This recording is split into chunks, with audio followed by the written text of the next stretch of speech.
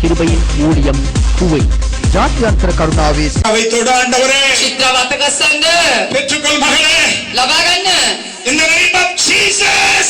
යේසුස් වහන්සේගේ නාමයෙන්. இப்பொழுது இவள் மேல் உம்முடைய கிருபை இறங்கட்டும். Touch in the name of Jesus Christ of Nazareth. அவள் மேல் உம்முடைய மனதுருக்கம் இருக்கட்டும். எத்தனை அற்புதமான ஆண்டவர் ආස්කන්ධ විඳුන් உங்களோடு கூட இருக்கிறார். सर्व सृष्टिக்கு எஜமானவரே, සියන්නේ මෙවුන් කරුණානිනි, உம்மை நாங்கள் பணிந்து கொள்கிறோம்.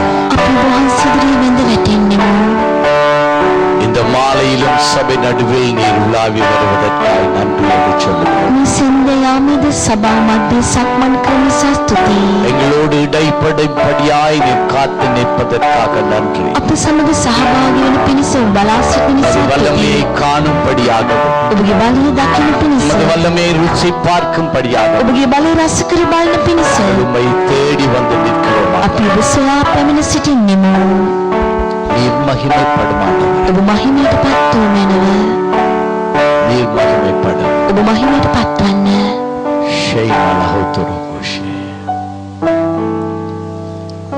நான் நம்புகிறேன் இந்த மாலை வேளையிலே கர்த்தர் இந்த சபைக்கு ஒரு செய்தியை வைத்திருக்கிறார். මම විශ්වාස කරනවා මේ සෙන්දයාවේ ස්වාමීන් වහන්සේ සභාවට යම් පණිවිඩයක් තබා තිබෙනවා. ஆமென். யாரும் எழுந்திருந்து கரங்களை தட்டி வரவேற்றுக் கொள்வோம். සියලු දෙනාම නැගිට සිට අත්පුරුෂන් ආදයක් දී නැතුමාව පිළිගනිමු.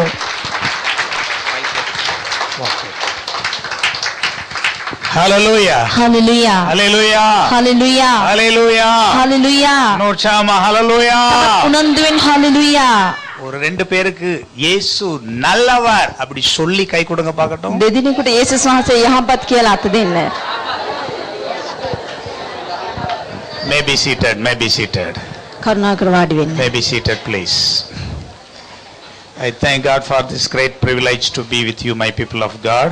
දෙවසෙනෙගනි ඔබ මැදියේ සිටීමේ වාසනාව උදා කරන සහ දෙවිඳුන්ට ප්‍රශංසා කරමි. ஆண்டவராய கர்த்தருக்கு என்னுடைய நல்ல வாழ்த்துக்களை நான் தெரிவித்துக் கொள்கிறேன். ස්වාමියෝ දෙවියන් වහන්සේට මගේ සුබ පැතුම් මම පුදන්නෙමි. என் அன்பு போதகர் ஊழியக்காரர் ஐயா அவர்களுக்கு என்னுடைய வாழ்த்துக்களை தெரிவித்துக் கொள்கிறேன். ප්‍රේමේ පාලකතුමාටත් මගේ සුබ පැතුම් මම පුදනවා.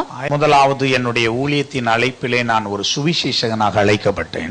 පළමුවෙන් මගේ සේවයේ කැඳවීමේදී මම සුභාරංචිකරුවෙකු ලෙසට මම කැඳවනු ලැබුවෙමි. சுவிசேஷ அழைப்பின் ஒரு இறுதி எனக்குள் வந்தபோது போதகராக சபை ஸ்தாபிக்க வேண்டும் என்ற ஆவல் உண்டாயிற்று. සුභාරංචින් කැඳවීමේ අවසාන භාගයේදී මම සභා ස්ථාපිත කරන කෙනෙකු ලෙස මට කැඳවීමක් ලැබුණා. அந்த அழைப்பின் காலத்திலிருந்து அடுத்த அழைப்புக்குள் கர்த்தர் என்னை நடத்தினார். ඉතින් ඒ කැඳවීමේ කාලේ පටන් ඊළඟ කැඳවීමේ කාලේ දක්වාම දෙවිඳුන් මාව මඟ පෙන්නුවා. சபைகள் ஸ்தாபித்தேன். සභාවන් ස්ථාපිත කළා.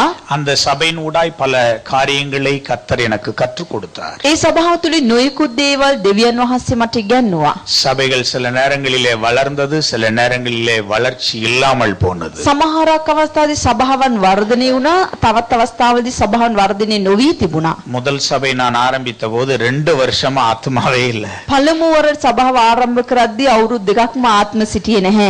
எனக்கே ஒரு சந்தேகம் வந்துருச்சு, என்னை அழைச்சிருக்கிறாரான்னு. මටම සැකයක් හිතුණා මාවත් දෙවිඳුන් කැඳවා තිබෙනවද? நானும் என் மனைவி மாத்திரம் போய் ஜெபம் பண்ணிட்டு இருப்போம். මමත් මගේ භාර්යාවත් පමණක් ගිහින් වාඩිව යාඥා කරනවා. தெருவுல எவனாவது இருந்தா அவனுக்கும் சாப்பாடு வாங்கி கொடுத்து கூட்டிட்டு போய் உட்கார வச்சு ஜெபம் பண்ணுவேன். වීදියේ කවුරුරි වාඩි වෙලා හිටියොත් උඩට කෑම පාර්සලයක් අරන් දීලා ගිහිල්ලා වාඩි කරව அடுத்த ගන්නවා. வாரம் அவன் வர மாட்டான், வேற ஆளு பிடிக்கணும். ඊළඟ සතිය ඔහු එන්නේ නැහැ, තව කෙනෙක් අල්ල ගන්න වෙනවා. ஒரு நாள் வெறி பிடிச்சு போயிட்டு எனக்கு ඒක මට එපාම වෙලා ගියා. மரத்தை பார்த்து பிரசங்கம் பண்ணனேன்.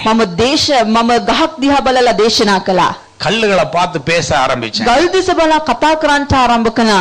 எனக்கு ஆண்டவர் சில காரியங்களை கற்றுக் கொடுக்கும்படி அந்த வழியிலே போனேன். මට දෙවියන් වහන්සේ යම් දෙයක් උගන්වන පිණිස මේ මාවතක මං ගමන් කළා. திடீர்னு ஒரே மாதத்துல 500 பேர் சபையில கொண்டு வந்து ஆட்டு மந்தமா சேர்த்தாரு. එක පාටම එකම මාසික 500ක් ආත්ම දෙවිඳුන් සභාවට රැස් කළා. இப்ப எனக்கு திக்கு தெரியாம போயிட்டு මට කරක්කල අත්තරියා වගේ තිබුණා. எனக்கு இப்போ என்ன செய்யறதுன்னு விளங்கல. මම මොනවා කරන්නද කියලා ඒ විලා මට තේරුණේ නැහැ. ரொம்ப சந்தோஷம் ஒரு பக்கம், හරිම ප්‍රීතිය එක පැත්තකින්, ஆசீர்வாதம் ஒரு பக்கம், ආශිර්වාදය තවත් පැත්තකින්. பிரச்சனைகளும் ஆரம்பிச்சது. ප්‍රශ්නත් ආරම්භ වුණා. பிரச்சனைகளும் ஆரம்பிச்சது. ප්‍රශ්නත් ඒ සමගම ආරම්භ වුණා. அதுல இருந்து அடுத்த லெவலுக்கு கர்த்தர் என்னை நடத்தினார். එතනින් සිට ඊළඟ පියවරට දෙවිඳුන් මා මඟ පෙන්නවා. திடீர்னு சபை உடைஞ்சது. එකපාරට සභාව බෙදී ගියා. பாதி பேர் காணோம். භාගයක්ම යන්න ගියා. இன்னொரு சபையில உட்கார்ந்துட்டானுங்க. තවත් සභාවක ගිහිල්ලා වාඩි වෙලා. நான் என்ன செய்யறதுன்னு விளங்கல. මම මොනව කරන්නද කියලා තේරුන්නේ නැහැ. நான் ஒன்னும் செய்யல. ஆண்டவரே இப்படி சபை உடைஞ்சிட்டு போகுது, எனக்கு அறிவை தாரோன்னே. මං කෝ ස්වාමී මෙසේ සභාව බෙදීලා යනවනේ කැඩෙනවනේ මට දැනුම இப்படியே දෙන්න. விட்டோம்னா வேற மாதிரி போயிடும்னு சொல்லி සමහර කරතදී මෙහිම මත්තරිය තවත් පැත්තකට හැරෙයි කියලා හිතලා அஞ்சு போன எல்டர்கள் எல்லாம் வந்து ஒரு தடவை ஜெபம் பண்ண வாங்கன்னு கூப்பிட்டேன். බෙදීලා ගිය නායකවරුන්ට කැඳවීමක් දුන්න අවතාවක් යාඥා කරන්න එන්න. உங்ககிட்ட பேசணும்னு சொன்னேன். ඔබ සමග මං කතා කරන්න ඕනි කියලා කිව්වා. அவங்க எல்லாம் அவ பேசுறதா இன்னைக்கு ரொம்ப நல்லதுன்னு சொல்லி ஆசையோட வந்தாங்க. ඔවුනුත් කිව්වා කතා කරන්නද හොඳම දේ තමයි කියලා ඔවුනුත් ආවා. நான் நினைக்கிற 2-3 பேர் நல்ல கேள்வி எல்லாம் என்கிட்ட கேட்கணும்னு ஆசைப்பட்டிருப்பான் போல. මම හිතුවා එතනින් 4-5 දෙනෙක්ම හොඳ ප්‍රශ්න ටිකක් මගෙන් අහන්න සූදානම්ෙන් யாராவது ඉන්නවා. ஒருத்தர் என்ன வையணும்னு கூட நினைச்சிருக்கலாம். sorry. பேசணும்னு நினைச்சிருக்கலாம். මොනවාරි දෙයක් ඕන අතර කතා කරන්න ඕනි කියලා උන් හිතන්නේ නැති. இப்படி எல்லா எண்ணத்தோட அவங்க என்னை பார்க்க வந்தாங்க. මේක නොයෙකුත් සිතවිලි සමග උන් මාව හමුවන්නට ආවා. ஆண்டவர்ட்ட ஜெபம் பண்ணிட்டு என்ன ஆண்டவரே இவங்கள்ட்ட இன்னைக்கு பேசுறதுன்னு கேட்டேன். මම උන්වහන්සේගේ යාඥා කළා ස්වාමී මොවුන් හමුවේ මොනවද මං අද කතා කරන්නේ? ஆண்டவர் ஒன்னும் சொல்லல, நீ புல்பிட்ட பார்த்து கீழே விழுந்து ஜெபம் பண்ணணும். උන්වහන්සේ කිසිවක් කිව්වේ නැහැ. මේ වේදිකාව දෙස බලා නුඹ බිම වැතිර යාඥා කරන්න කිව්වා. எனக்கு முன்னாடி வந்து எல்லாம் சேர்ல உட்கார்ந்து இருந்தாங்க. මං ඉදිරියේ සවෝම පුටුවල වාඩි වී සිටියා. ஆபீஸ் ரூம்ல இருந்து அவங்க எல்லாம் வந்துட்டாங்கன்னு கேள்விப்பட்டேன். ඔවුන්ගේ ස්ථාන වලින් ආවා කියලා මට ආරංචි වුණා. நேர மடமடன்னு வந்து டபார்னு கீழே படுத்து விழுந்தேன். කෙලින්ම මම ඇවිල්ලා මෙතන වැතුරුණා. அவங்க கால்ல இல்ல, ஆண்டவருடைய பாதம். ඔවුන්ගේ පාදාභියස නෙවෙයි දෙවිඳුන්ගේ පාදාභියස. 10 நிமிஷம் எந்திரிக்கல, ஜெபம் பண்ணி தூங்குனேன். විනාඩි 10ක් නැගිට්ටේ නැහැ. යාඥා කළා නිින්ද ගියා. ஆண்டவர்கிட்ட தான் பேசுறேன். දෙවිඳුන්ට තමයි කතා කළේ. நான் ஜெபம் பண்ணிட்டு அப்படியே படுத்து கிடந்தேன். මම යාඥා කළා එහෙම නිදාගෙන හිටියා. கொஞ்ச நேரம் கழிச்சு 15 நிமிஷம் கழிச்சு எந்திரிச்சு பார்த்தேன். විනාඩි 15කින් පමණ නැගිටලා බැලුවා. அந்த மூப்பர்கள் கீழே கிடக்குறானுங்க. ඒ වැඩි මහල්ලොත් බිම වැතිලා. ஒரு அல்லேலூயா சொல்லுங்களே. හලෙලූයා කියන්න. போய் தட்டி பார்த்தேன். ගිහිල්ලා තට්ටුවක් දාලා බැලුවා. அவனுக்கும் என்ன மாதிரியே ஆவி ஜெபம் பண்ணி கீழே ඔවුන්ට விழுந்துட்டான். මගේ වගේම ආත්ම යාඥා බිම ඇතුළේ යාඥා කරන්න தட்டி කියලා. தட்டி எழுப்பி உட்கார சொன்னேன். තට්ටුකල නැගිටවල වාඩි කෙරෙව්වා.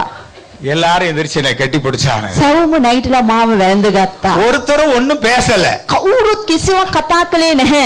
போன சேவையெல்லாம் திரும்ப வந்து சேவை. ගිය සභාවේ දිවියේ නැවතත් ආවා. ஹalleluya හලෙලූයා. ஹalleluya. හලෙලූයා. ஒரு நியூ எக்ஸ்பீரியன்ஸ் எனக்குள்ள நடந்தது. අලුත් අත්දැකීමක් මා තුළට පැමිණියා. இந்த ஊழியம் ஒரு முடிவுக்கு வந்தபோது அடுத்த லெவலுக்கு ஆண்டவர் என்னை எடுத்துக்கொண்டு මේ සේවයේ අවසාන භාගයේදී ඊළඟ පියවර කරා දෙවිඳුන් මාව රැගෙන ගියා. தீர்க்க தரிசன ஆவியை சபைக்குள் பயன்படுத்த கற்றுக் கொடுத்தார். ඒ දිවසිවකේ ආත්මේ සභාවන් තුළ පාවිච්චි කරන්නට ඉගැන්නුවා. அந்த கிருபையை நான் ஆண்டவரிடத்துல விரும்பி கேட்கவில்லை. ඒ කරුණාව මං කැමැත්තින්ම දෙවිඳුන්ගෙන් ඉල්ලුවේ නැහැ. ஆனால் தேசத்தில் நடக்கிற ஊழியங்களின் தீர்க்க தரிசனங்களை கேட்கிற போது எனக்குள் ஒரு ஆர்வம் ஏற்பட்டது. නමුත් මේ දේශයේ සිදුවන ඒ දේවල් අනාගත වාක්‍යන අසත්‍ය මාතුල යම් ජූලිතකමක් ඇති அந்த වුණා. தீர்க்க தரிசனங்கள்ல பொய் தீர்க்க தரிசனம் பூரா என்னை உண்மையான தீர்க்க தரிசனம் சொல்லணும்னு ஏவுச்சு. ඒ දිවසිවකේ සියල්ල බොරුව තිබුණත් අවංක ඇත්තද කියන්න ඕනේ කියන පෙළඹවීමක් මාහට පැමිණියා.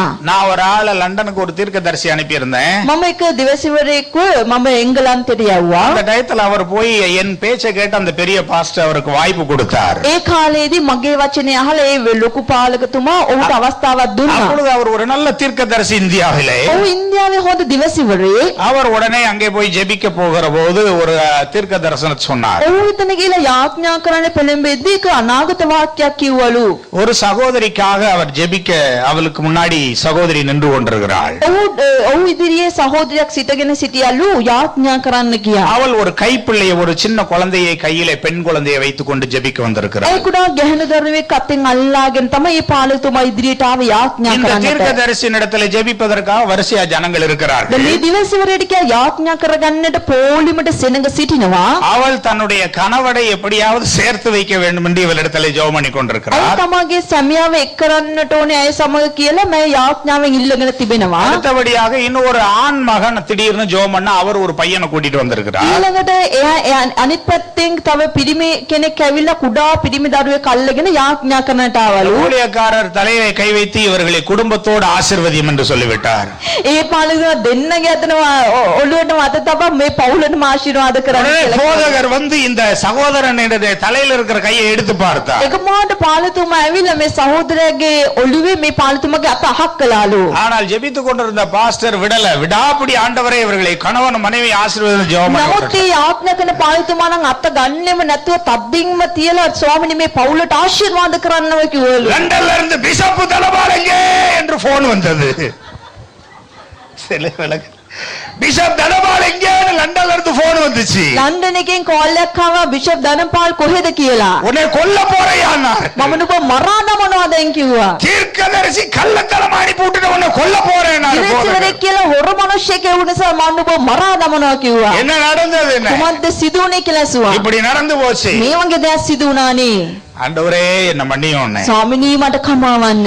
ஆகவே தீர்க்க தரிசன வரத்தை ஆண்டவரிடத்திலே கேட்டேன். ඒ නිසා දිවසියක දීවනාවන් දෙවිඳුන්ගේ නිල්ලුවා. அவர் எனக்கு சத்தியத்தின்படி வசனத்தை சொல்லி தீர்க்க தரிசனம் சொல்லுனார். උන්වහන්සේක සත්‍යතාවයට අනුව වචනේ යොමා දිවසියක කියන්න කිව්වා. வார்த்தை அநேக தீர்க்க தரிசன வசனங்கள் இருக்கிறது, அவை வெறுமையாய் வராதுன்னு சொன்னார். වචනේ බොහෝ දිවසියක වදන් තිබෙනවා, ඒවා හිස්ව එන්නේ නැහැ කියලා කිව්වා. ஆகவே வார்த்தையின்படி தீர்க்க தரிசனத்தில் ஜனங்களை நான் நடத்தும்படிக்கு கர்த்தர் அந்த வரத்தை ඒ கொடுத்தார். නිසා වචනට අනුකූලව දිවසියක ආලිපේ මනුෂ්‍ය මඟ පෙන්වන්නට දෙවියන් වහන්සේ දීමනා මට දුන්නා. வார்த்தையினால் ஜனங்களை இருபுறமும் நடத்தும்படி கர்த்தர் கிருபை செய்தார். ඒ වචනේ තුලින් මනුෂ්‍යව දෙපැත්තට මඟ පෙන්වන්නට දෙවියන් වහන්සේ කරුණාව அதற்கு දුන්නා. பின்பு ஒரு டீச்சரல் காலிங் கொடுத்தார். ඉන්පසුව ඒ ගුරුවරයෙක්ගේ කැඳවීමක් வேதாகம උන්වහන්සේ கல்லூரியை ஸ்தாபித்தேன். බයිබල් පාසලක් මම ස්ථාපිත කළා.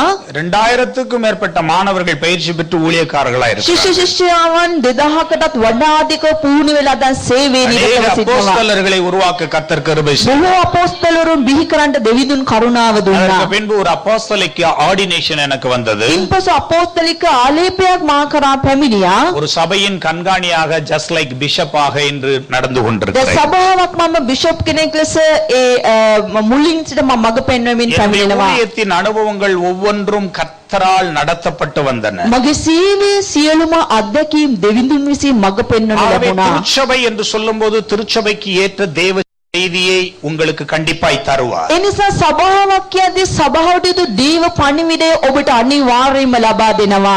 ஆகவே கர்த்தர் இன்றைக்கு உங்களுக்கு நிச்சயமாய் அற்புதம் ඒ செய்வார். නිසා දෙවිඳුන් ඔබට අනිවාර්යෙන් අදහස්කම් කරනවා. அவருடைய அற்புதம் இன்றைக்கும் மாறாததா இருக்கிறது. එතුමාගේ හාස්කම සදාකල් නොවෙනස්ය. சில நேரங்களிலே விசுவாசிகள் கர்த்தர் என்னை இன்னுமா ஆசீர்வதிக்கவில்லை என்று நினைக்கிறீர்கள். සමහරකට ඇදලිවන්තයන් ඔබ හිතනවා දෙවිඳුන් තවමත් මට ආශිර්වාද කළේ නැද්ද? கர்த்தர் நம்மை நினைத்திருக்கிறார். දෙවිඳුන් අපිව සිහි කර තිබෙනවා. கர்த்தர் நம்மை நினைத்திருக்கிறார். දෙවිඳුන් අපිව සිහි කරන அவர் ආසේක. நம்மை ஏற்கனவே ஆசீர்வதித்து வைத்திருக்கிறார். එතුමා මුලින්ම අපිව ආශිර්වාද කර உன்னுடைய තිබෙනවා. ஆசீர்வாதம் வேறு எங்கும் இல்லை. ඔබගේ ආශිර්වාද වෙන කොහෙවත් නොවේ. உன்னுடைய ஆசீர்வாதம் உனக்குள் தான் இருக்கிறது. ඔබගේ ආශිර්වාද ඔබ තුල තමයි உன் තිබෙන්නේ. ஆசீர்வாதம் உன் இருதயத்திற்குள் இருக்கிறது. ඔබගේ ආශිර්වාද ඔබගේ හද තුල உன் තිබෙනවා. ஆசீர்வாதம் உன் அருகில் இருக்கிறது. ඔබගේ ආශිර්වාද ඔබ අසල තිබෙනවා. உன் ஆசீர்வாதம் உன் குடும்பத்திற்குள் இருக்கிறது. ඔබගේ ආශිර්වාද ඔබේ පවුල තුල உன் තිබෙනවා. ஆசீர்வாதம் உன் திருச்சபையில் இருக்கிறது. ඔබගේ ආශිර්වාද ඔබේ සභාව තුල உன் තිබෙනවා. ஆசீர்வாதம் உன் போதகரிடத்தில் இருக்கிறது. ඔබේ ආශිර්වාද ඔබේ පාලකතුමා වෙත உன் තිබෙනවා. ஆசீர்வாதம் உன் தீர்க்கதரிசியிடத்தில் இருக்கிறது. ඔබේ ආශිර්වාද අනාගත වාක්‍ය තුල තිබෙනවා. ஆனால் விசுவாசிகள் ஆசீர்வாதத்தை இன்னும் கண்டுபிடிக்காமல் அலைகிறார்கள். නමුත් ඇදහිලිවන්තයන් ආශිර්වාදය තවමත් දැක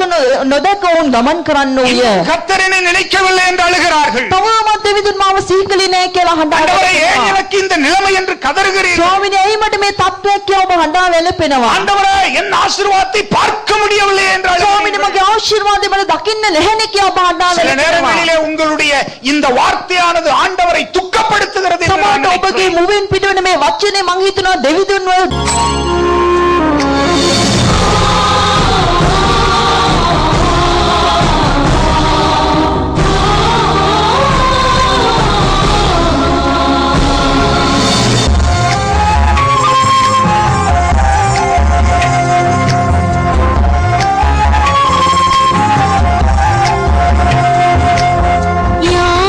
யாருந்தே நாதா என்னை விசாரிக்க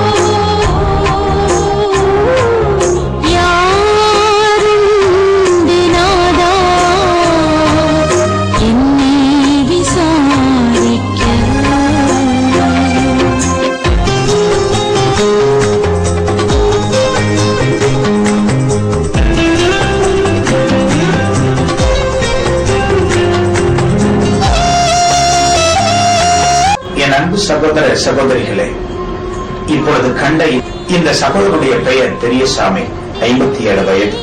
அவருடைய மனைவி சீதாலட்சுமி.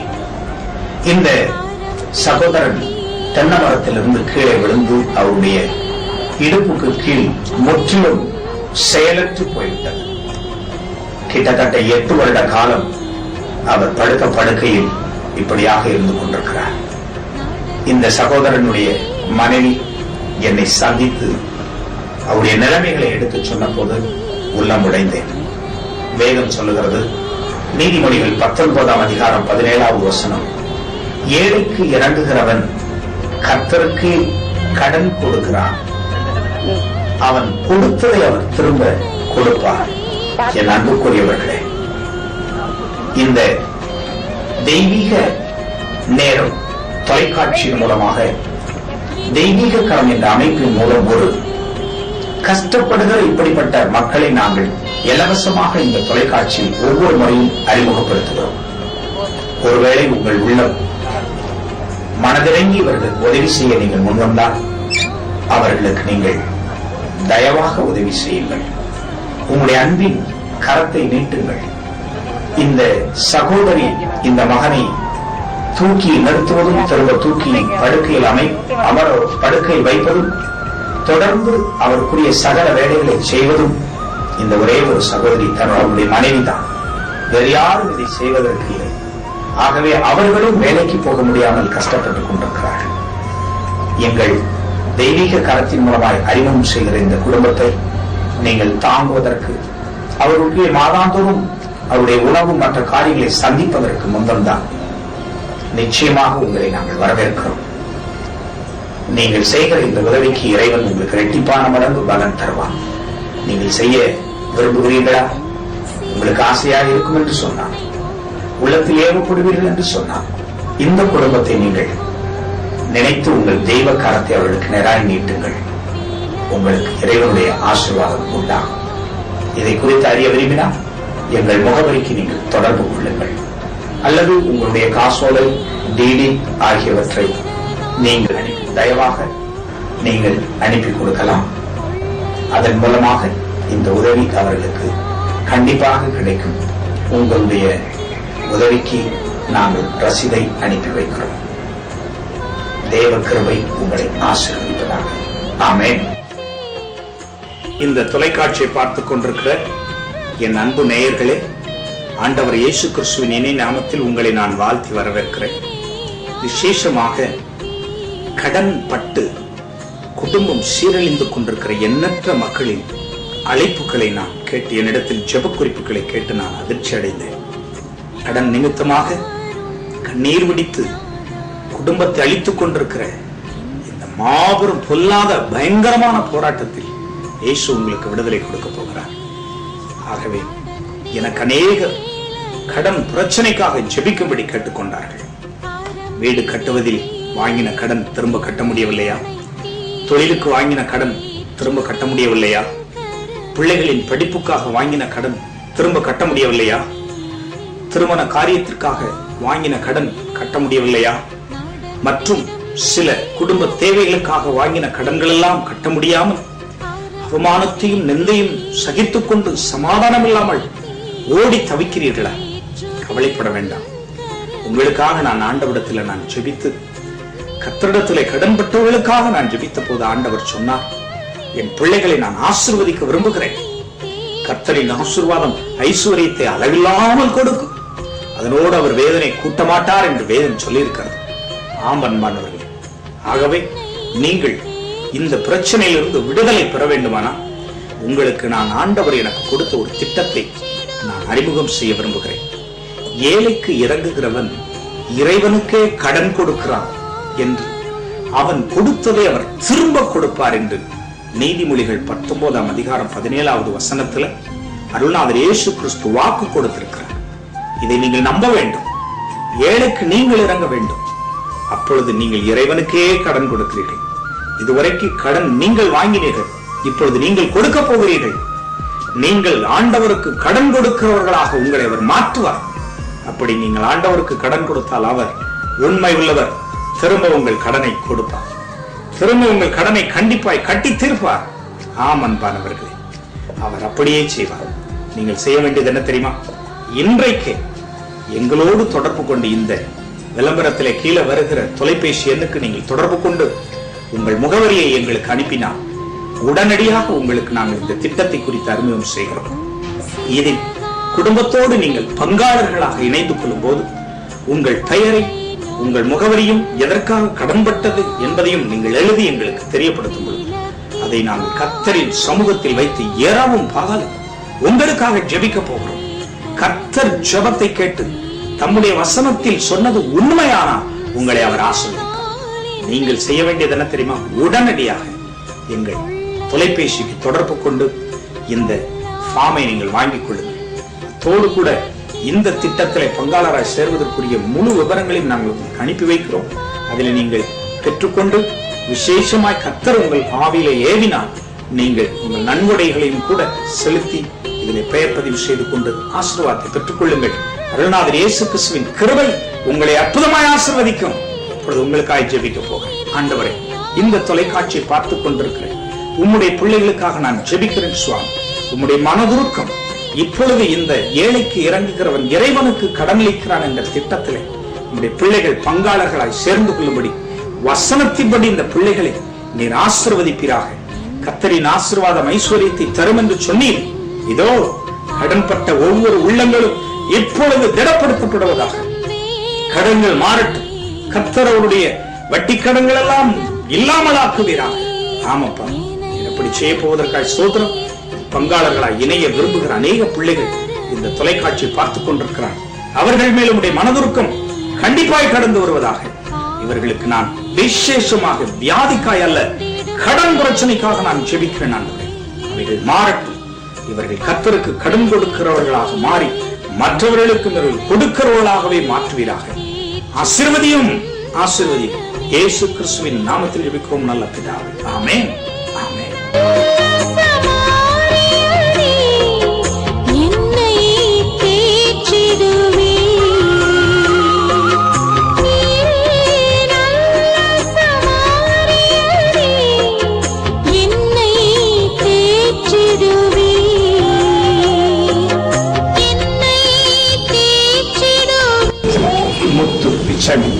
ரொம்ப இதயம் உடைஞ்சவரா வந்திருக்கிறார். ஆமென். கர்த்தர் இன்றைக்கு அவருடைய வாழ்க்கையில ஒரு பெரிய அற்புதத்தை செய்ய போறார். நம்புறீங்களா? இயேசு கிறிஸ்து தெய்வமா? உங்க வாழ்க்கையில இழந்து போனதை எல்லாம் திரும்ப அவர் கொடுக்க ஆரம்பிச்சிட்டார் இல்லையா? உங்களுக்கு என்ன நடந்துச்சு?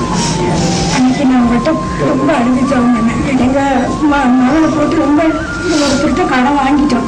அந்த பொண்ணு ரொம்ப கேவலம் பேசிட்டு இருந்தாரு. நான் டெய்லி அவங்க குடிச்சிட்டு வந்து எங்க பொண்ணு ரொம்ப சித்திரவதை பண்ணுவாங்க. ரொம்ப அவளுக்கு அடைஞ்சு போய் அந்த கம்பெனியில பணம் வரல. வேற ஒரு பையன் 35,000 தரணும். அந்த பணம் வரல. அப்போ உங்கள்கிட்ட நான் ப்ரேயர் பண்ணிருக்கேன். அப்பவே அந்த நம்பரை எடுத்துட்டு பேலன்ஸ் இருக்கான்னு கூட பார்க்கல செல்லல. அப்ப நீங்க சொன்னீங்க அம்மா ஜெபம் பண்ணேன், கண்டிப்பா அந்த பணம் கிடைக்கும்னு சொன்னீங்க. அந்த 2 நாள் வெள்ளிக்கிழமை ப்ரேயர் பண்ண மதியானமா திங்கக்கிழமை வரும்போது இந்த பணம் 15,000 மட்டும் கொண்டு கொடுத்துட்டு மீதி பணம் ஒரு வாரத்துக்கு தரமா அப்படின்னு சொன்னாங்க. அப்போ எங்க பொண்ணுகிட்ட சொன்ன தைரியமா இருமா, பிரதர்கிட்ட போன் பண்ணிருக்கேன், நீ ஜெபம் பண்ண கம்பெனியில ஜெபம் உடனே போன் பண்ண கண்டிப்பா கிடைக்கும். இதுல ஒரு பொருத்தம் பண்ணி ஜெபம் பண்ணேன். அந்த காலத்துக்கு நம்ம கூட போன் ஜெபம் பண்ணாலும் பண்ணிட்டேன். அப்போ அந்த 20,000 பணம் தான் என்கிட்ட கொடுக்கணும்னு சொல்லிட்டு அந்த காருக்கு எடுத்து 1000 ரூபாய் தூக்கி தனியாக வச்சுட்டு போயிருந்தேன். அப்போ மிச்சத்து பணத்தை அப்படி வச்சுட்டு அடுத்த போன வாரம் ஞாயிற்றுக்கிழமை கொண்டு அந்த கடனாருக்கு கொடுத்துட்டோம். அப்போ இப்போதான் மனம் திரும்பி ஏசப்பான்னு ஏற்றுக்கொண்டு என் கூட வந்து ஞானசாமி எடுத்தாங்க. ரொம்ப கடவுள் கூட இருக்கும்போது எனக்கு ரொம்ப சந்தோஷம். என் பிள்ளை மேல ஜெபிச்ச உடனே கர்த்தர் உங்களுக்கு அற்புதம் செய்யறார் இல்லையா? இப்படி உங்களுக்கு பணத்துக்காக ஜெபிச்சு உடனே கிடைச்சது, அது போல உங்களுக்கு வாழ்க்கை முதலாவது புரியுதா?